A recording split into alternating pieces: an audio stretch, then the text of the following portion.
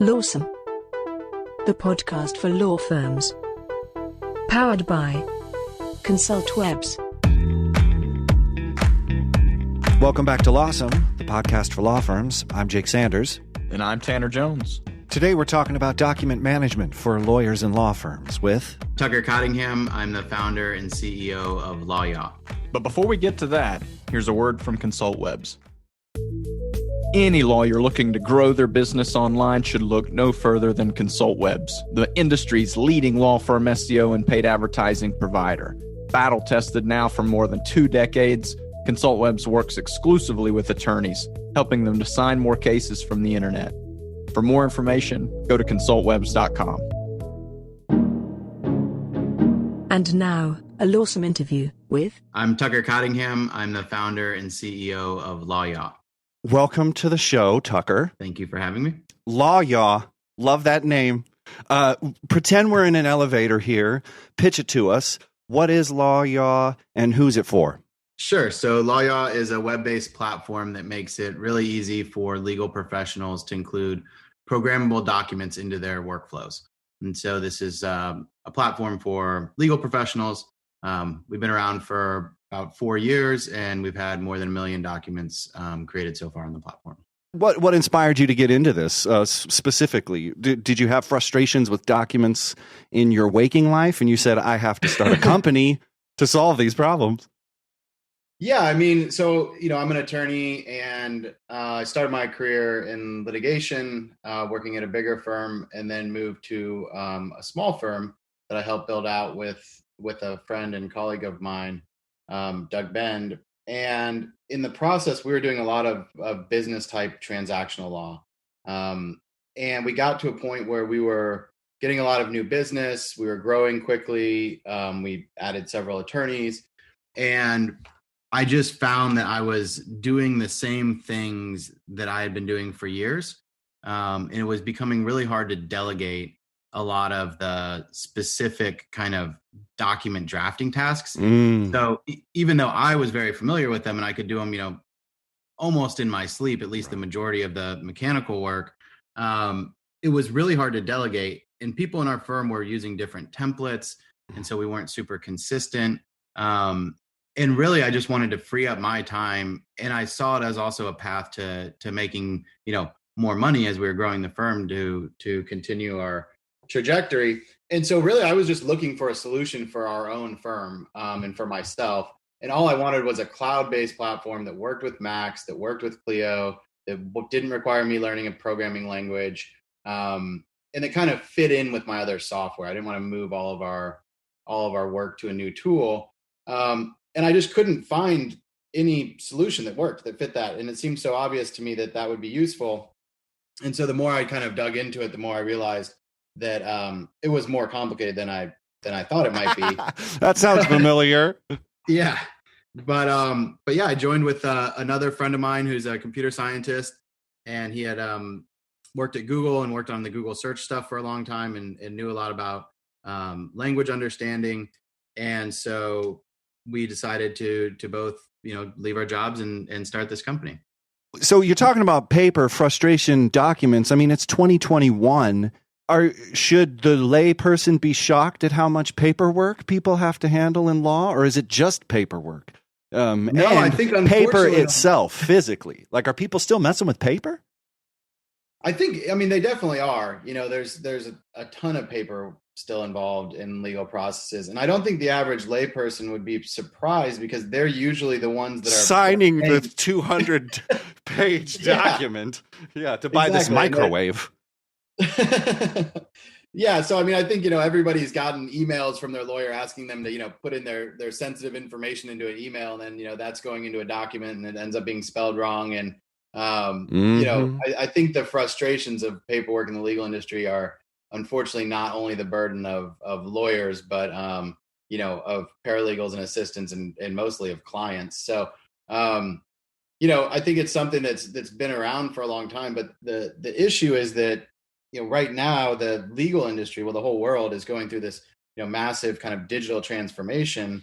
And you see that very acutely in the legal industry right now with, COVID kind of moving things forward as well in terms of, more lawyers are using Zoom, and they're using, email and DocuSign for e-signatures. And, we're using, more kind of intake forms and cloud-based billing software. And so, text messages and, SEO is now, regular part of law firm life. And that's what digital transformation looks like, right? We're moving into all of these digital processes.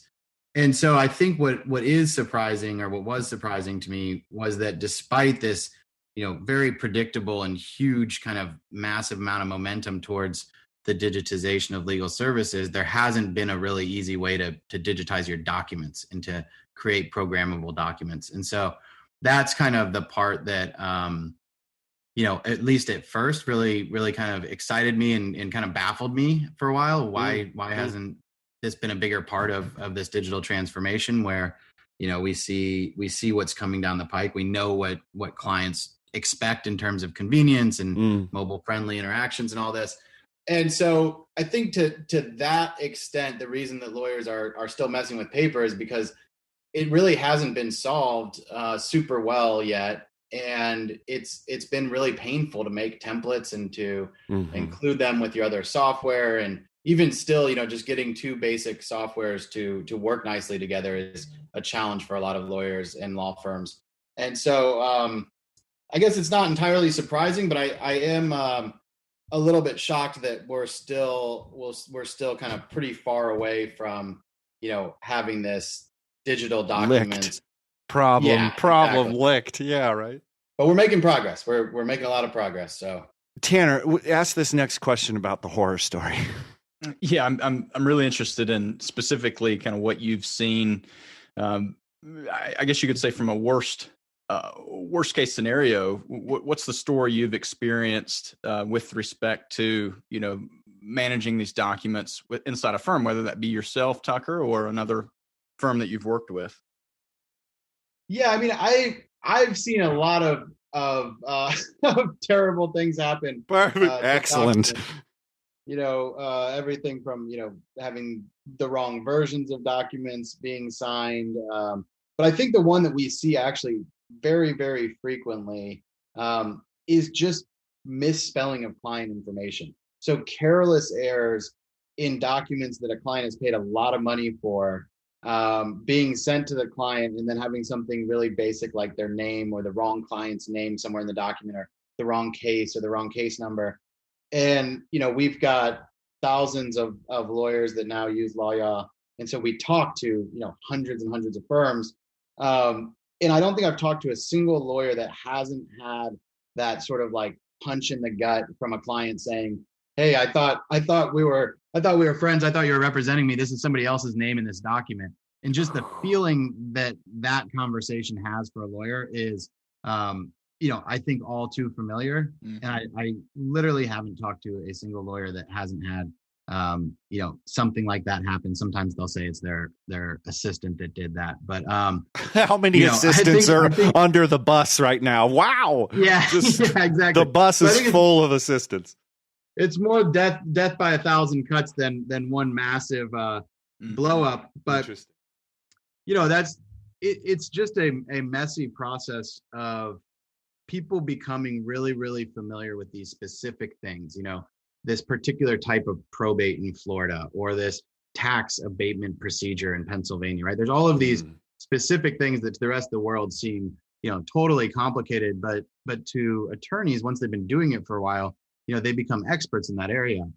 And what's interesting and sort of demoralizing, I think, is that in every other industry, as you get more experience and you get better at things, you kind of get to move on to the strategic work. You start to do a little bit less of the tactical work, and you start kind of advising on what to do instead of having to actually do all of the minutia. And in the legal industry, it's just been different. It's just been kind of, people get stuck and they're doing the same exact things that they've been doing for, years over and over and over again. And so I think really that's kind of the biggest problem that I see, and the biggest kind of, the worst document management story is really just this very common thread of people doing the same exact things they've been doing for years and years over and over again, because they can't really get more efficient, even though in their mind, they know what what has to be done. It's become predictable to that particular attorney. And they can assess it pretty quickly for each client. And so there's still just this very manual process of having to actually put it into motion. And that's a very error-prone process because as people get more experience, they're less engaged when you're doing something for the thousandth time.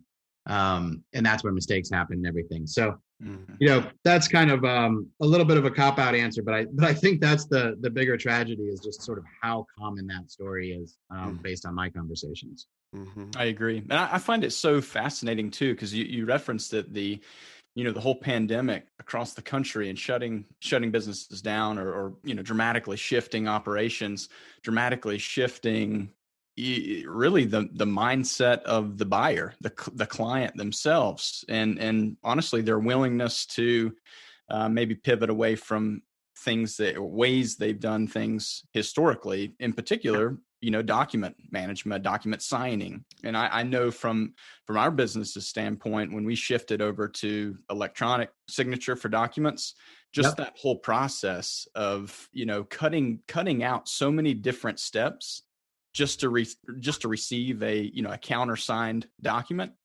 right, was that alone and such a nominal expense across the board made such a dramatic difference in efficiency. Mm-hmm. And the thing I think is so fascinating is, given that we focus too on legal exclusively, it's interesting how the industry as a whole, seemingly as a whole, is still operating on archaic processes, the way we've always done things. And there's just been this natural resistance. And so based on this conversation, hopefully the listeners can take, that one main takeaway of who is it that's resisting this advancement in your business or finding these efficiencies? Is it you yourself? Because if it is, that's a wake up call.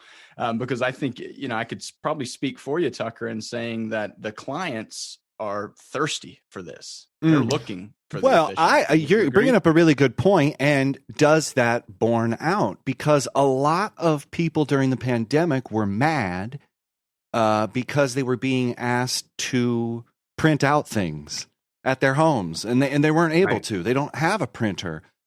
Is it happening at the rate the clients want and are? I think we talk about solving lawyers' problems.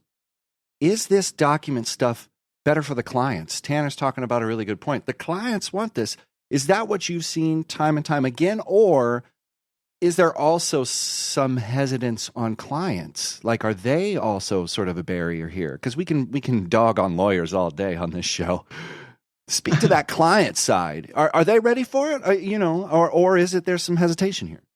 Oh, no. I mean, I don't think that there's hesitation. There's certainly going to be certain geographies and practice areas where you have people that are more comfortable, who've been going to see their lawyer for 20 years and they like to, just show up in person and have a meeting. I'm from Kentucky originally. And I think, in a lot of parts of the country, those personal relationships were built before technology even existed, really, in the way that we see it now. Mm-hmm. So there's some legacy relationships that I think are going to be slow to change.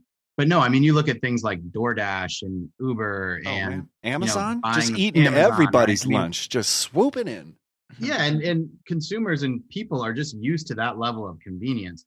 And so it's becoming more and more apparent how different interacting with a lawyer or legal service provider is from literally everything else they do. I mean, I go to the dentist now and they send me a text message. They remind me that my appointment's coming up. They send me a calendar invite. It's super smooth, all digital kind of, communications until I show up to the dentist.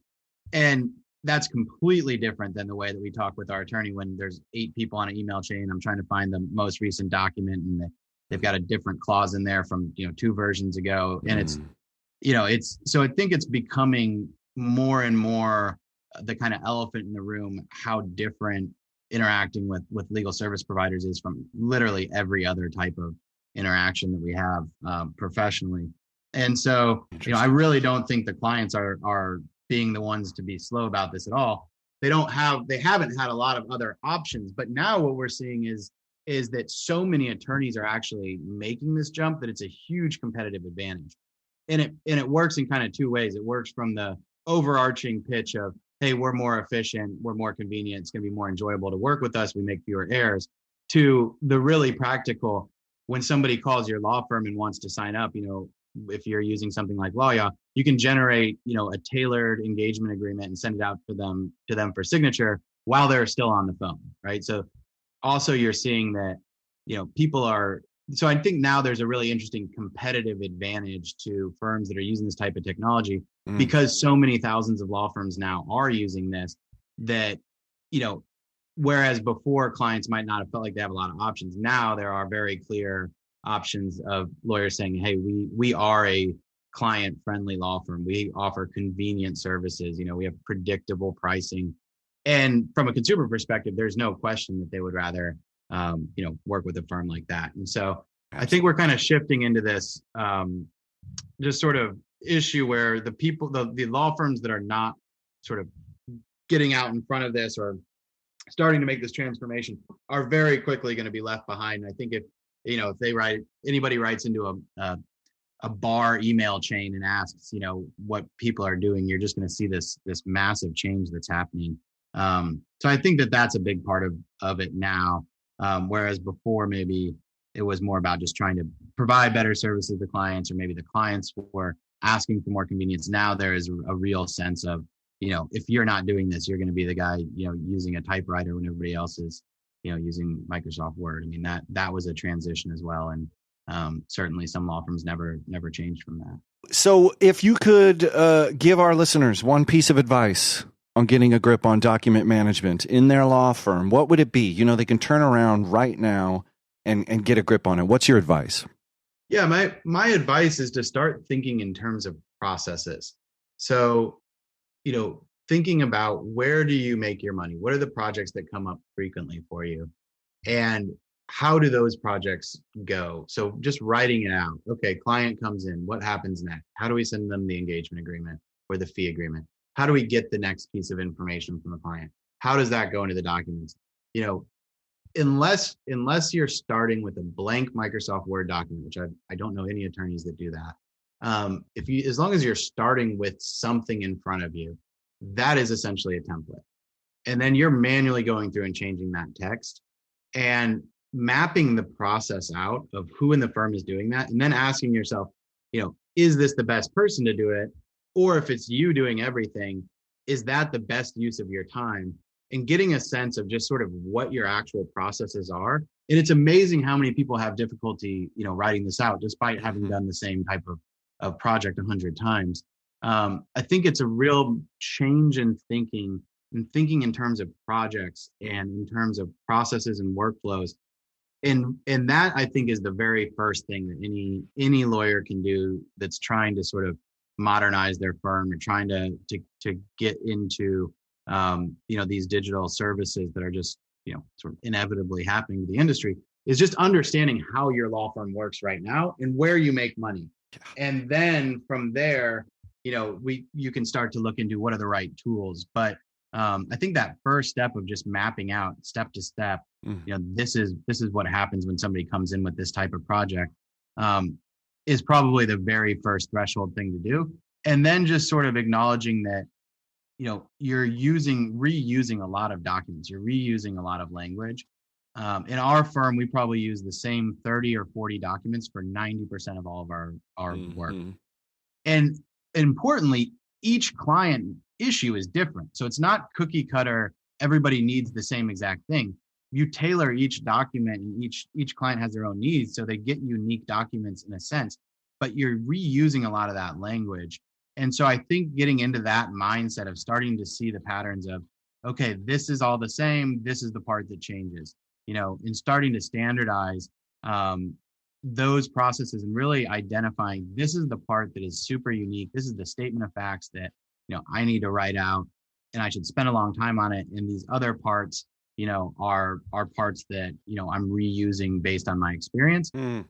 And I think just embracing that and not having that feel cheap or having that devalue your services and really having that be an accelerator to value is probably the positioning. So I guess my response, that's a long response. Yeah, my response no, it's okay. The mental positioning, that's the one piece of advice. Change the way that you're thinking about your work and your workflows. and then you can start to see where to improve it.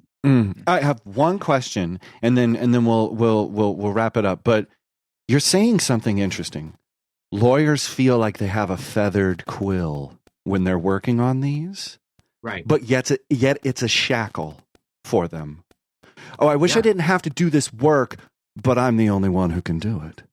Yes. So it's really interesting that you're kind of like, it's a golden handcuff kind of situation or something. People have to forgive themselves and say, look, I know you feel like you really do this fun thing with the way you prepare this contract that's been prepared for 90% of our business. But the truth is, so do you have to defeat that mindset? And how often is that a thing? So we used to have to defeat that mindset a lot. Now I think that things have moved forward a lot more. People are just overwhelmed. They're just like, I'm so overwhelmed, it doesn't even matter. Yeah, I think people now, with everything going on and time being really valuable, and people working at home with their kids working from school, doing school at home, and all of the stuff with COVID, I think has really changed that. And I think also just seeing how many law firms are now, making that switch is making people feel a little bit less confident. I don't have a lot of calls anymore where people get on the phone and say, this could never be streamlined. This could never be improved from the way I do it.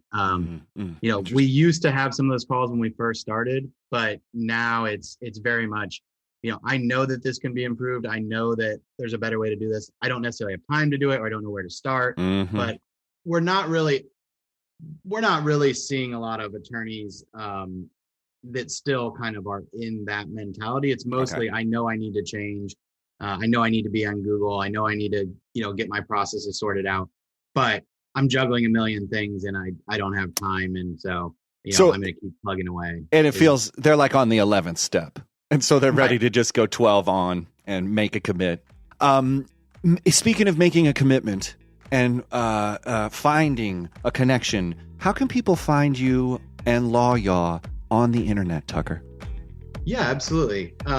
We are a web-based platform, so you can go to the website www.lawyaw.com, and that is the URL where you can learn about LawYaw, the platform, our integrations, the different features that we have. And we have a live chat support there on the website, so you can ask any questions. You can get on the phone with somebody right away. You can see a demo. And so just going to that website and reaching out would be the best way to learn more. For show notes, links and info, go to thelawsomepodcast.com. Be sure to follow us on social and subscribe to us wherever you find your podcasts. Until next time, stay lawsome.